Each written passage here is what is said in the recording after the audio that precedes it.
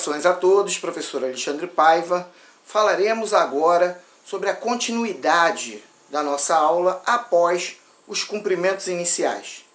Nós comentamos teoricamente sobre 3 assuntos. Ou nós falamos sobre a história do jiu-jitsu, ou nós falamos sobre a filosofia do jiu-jitsu, que é baseada no Código Bushido, ou nós falamos sobre as liturgias e condutas dentro do tatame, dentro do ambiente de aula. Então vamos lá, história do jiu-jitsu. Nós dividimos a história do jiu-jitsu também em 3 fases. O jiu-jitsu antigo, o jiu-jitsu vindo lá do Japão e todas as suas raízes históricas dessa época e antes.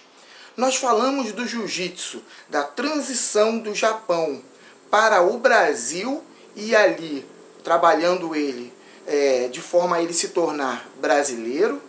E nós trabalhamos a história do jiu-jitsu mais atualizada, que é essa história que envolve um pouco mais você, professor, que faz parte dessa academia. Quando nós falamos de história, nós queremos dar ao atleta, ao aluno, um maior conhecimento sobre as suas raízes, algo que tem se perdido durante o tempo. Muitos dos professores, muitos dos praticantes, desconhecem até mesmo o que significa a palavra jiu-jitsu. Muitos pensam até que o jiu-jitsu, ele por ser brasileiro, a palavra foi criada aqui no Brasil. Então, essas raízes dos nossos antepassados, elas são fundamentais para justificar e ratificar o que nós somos hoje. Muitos professores desconhecem até mesmo as raízes dos seus mestres, daqueles que os ensinaram o jiu-jitsu. Então nós, nesses primeiros momentos, a respeito de história do jiu-jitsu, nesse último ponto que é o jiu-jitsu mais atualizado, nós evidenciamos todo o contexto que fez com que você, professor, chegasse aonde chegou. Ainda no contexto teórico, falamos sobre as filosofias inseridas no jiu-jitsu. E aí a gente rememora o código samurai, o código das virtudes do samurai. Esse código está lá na Academia Fada e nós acompanhamos ele, ensinando o atleta a honra, a disciplina, o respeito, o sistema de solidariedade e ajuda, enfim, todos os preceitos morais e éticos que não envolvem só o Código Bushido, não. Envolve você, a sociedade brasileira, envolve você, professor, enquanto multiplicador do sistema de jiu-jitsu. O nosso sistema Fada, ele preza muito mais o indivíduo, o ser humano, do que efetivamente o conjunto de técnicas de luta a ser ensinado. E por último, falamos sobre as liturgias. Quando a gente diz liturgia, a gente quer dizer todo o contexto emocional que existe dentro das nossas condutas. Você imagine um mundo que a gente vive acelerado, um mundo em que a educação é algo que tem se perdido com o tempo.